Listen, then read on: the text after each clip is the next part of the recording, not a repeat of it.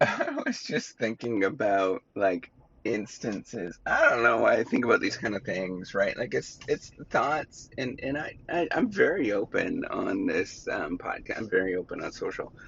I was just thinking about like all of the rejections I've gotten, and that's the problem is your mind sort of dwells on those particular things, but um, I think about it and I'm like, it's better off that those people rejected me or that they never answered my email or, they just ghosted me, right? Like all of those kind of things.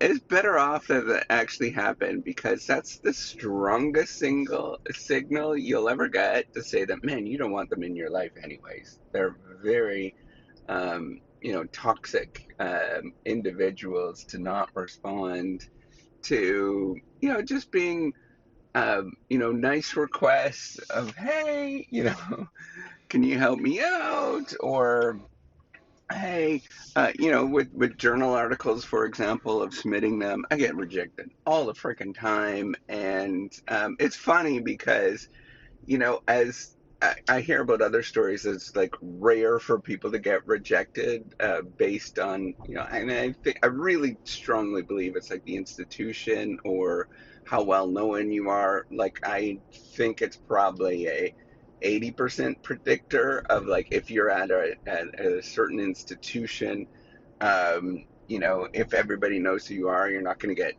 rejected. But the thing is that's a good training for me, right? Like the amount of rejections that I get on the stuff that I have and the rejections that I experience, that's good training because that's a strong signal. I'm figuring out in the market who's actually a decent person, who's not. Like that is a really important thing, and especially because I am going in this career as professor, innovator, and all of that kind of stuff. I get a sense of who is a decent person over the long haul. And then B, it's a good training for me to be nice to other people.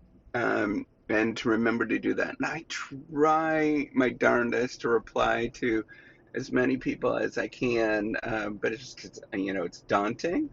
The number of comments or emails and things like that I get. And at the end of the day, often what I'll do is I'll pile them up because I can't do that throughout the day. It's kind of it's a conflict of interest, and then I never get around to it later on.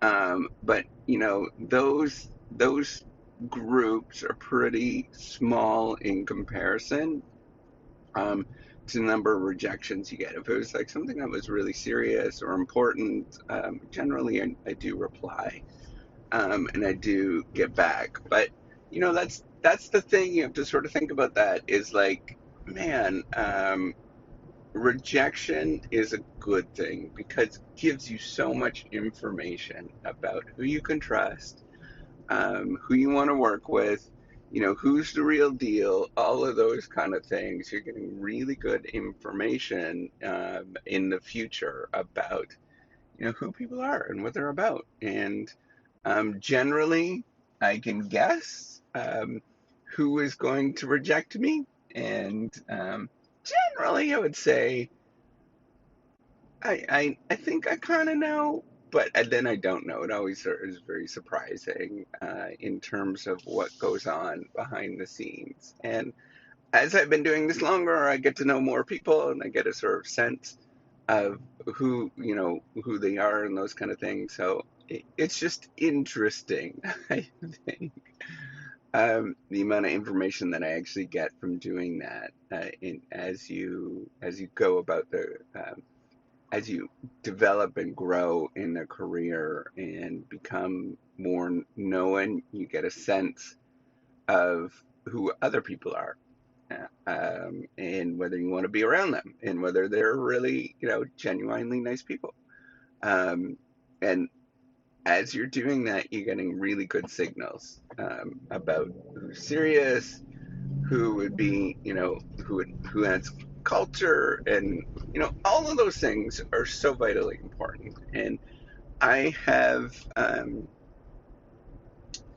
I I get a sense of who they are very,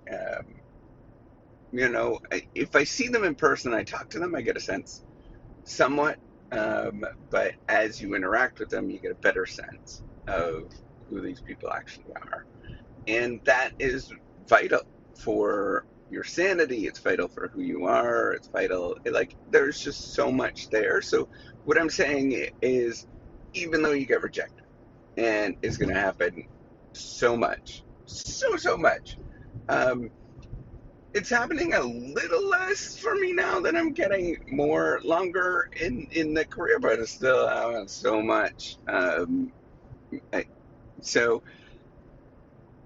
just use it as a positive signal. Really, as you dwell on it, because you're going to dwell on it, and you're going to be like, "What the hell?" Um, I still do that. I think about the number of times that I've gotten rejected with the various different things. It actually, and I look back and I'm like, you know what? That shouldn't have gotten rejected a lot of times. Or they shouldn't have responded that way. And a lot of times, right? Like, I look back and I sort of see these things and I'm like, wait a minute. I think that there was other things going on. It's not your fault most of the time. It's, you have to think about that, right? Like, it's not you, it's them. And if they're not willing to aid you and help out and all of those kind of things, wait a minute. um, that says more about them than it does about you. And you really have to take a step back and think about that.